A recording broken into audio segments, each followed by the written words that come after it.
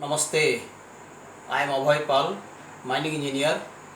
I am not a medical person, but today I like to describe you why this coronavirus is now being a very dangerous thing, which are being the causes of millions of death throughout the world. So before going into details into that, I like to tell you that what organ or what the system of our human body is being affected by coronavirus. We all know our body is made up of millions of cells, and millions of cells made our tissues, and millions of tissues made our organs, and more than one organ makes our system. This 11 system runs our body properly. Among the 11 system, 4 systems are very important. Number 1, nervous system, blood circulation system, and number 3, respiration system, and number 4, digestive system. But coronavirus mostly affecting our respiratory system connected with lungs. But today's research from WHO, because of coronavirus, sometimes with lungs, with respiratory system, heart and other multi-organ systems are also being affected by corona. That's why 70 to 80% without any symptom, the patients are being suffered and being died due to this coronavirus.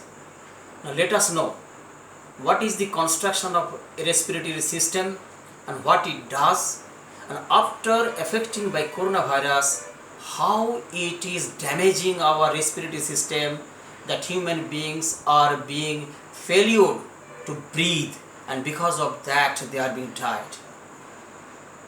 We have nose, trachea and lungs. These 3 things along with pharynx and above the trachea, larynx. These 5 things made our respiratory system from nose to lungs.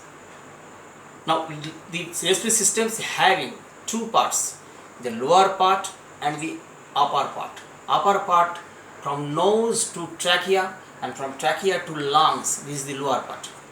Now you see, I will show you through this diagram how our lungs is functioning and how it is made, and when coronavirus enters in our body through nose, mouth and eyes, after entering coronavirus, how it is damaging and how it is being the reason of our death.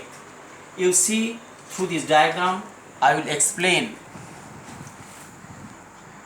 This is our nose, this is mouth, this is eye.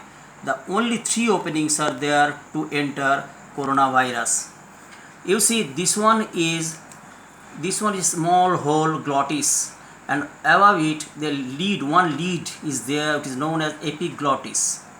Now when we take breath, that is during inhalation, we are inhaling the 21% oxygen with air coming through this. You see this one is not larynx, and this portion is pharynx. Through this pharynx, larynx and trachea reaches through these 2 bronchi to the lungs. Now what it does, we are inhaling and exhaling simultaneously. Now if we inhale and exhale, so how air will be retaining here in these 2 lungs?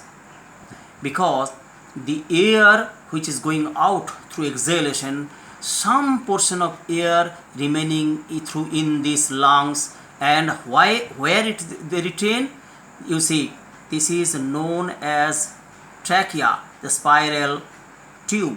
This is known as the breathing tube or trachea, and this is 10 to 12 centimeter long. These 2 branches. These are known as bronchi, and after that you see these branches are known as bronchioles, and so small circle size, circle shape. These are the alveoli. This is air pocket, air sacs. Actually what happens when we inhale, the air comes through this trachea and through this bronchi, it reaches to the alveoli through these bronchioles, and the air retaining after exhalation is known as residual air.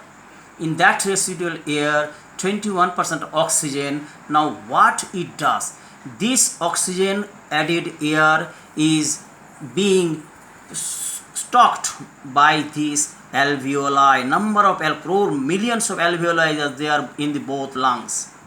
Now what it does, you now come here in this picture where the alveoli is enlarged, and what is doing here, this air, what is being done by these lungs, this alveoli is surrounded by a number of arteries and veins. When oxygen comes through here, this oxygen enter into the blood through this very very thin wall of the arteries into the blood, and carbon dioxide goes out. This process is known as diffusion method, and by this diffusion method blood is oxygenated, and this oxygenated blood actually what it does, what the blood does in our body, what is the function of blood?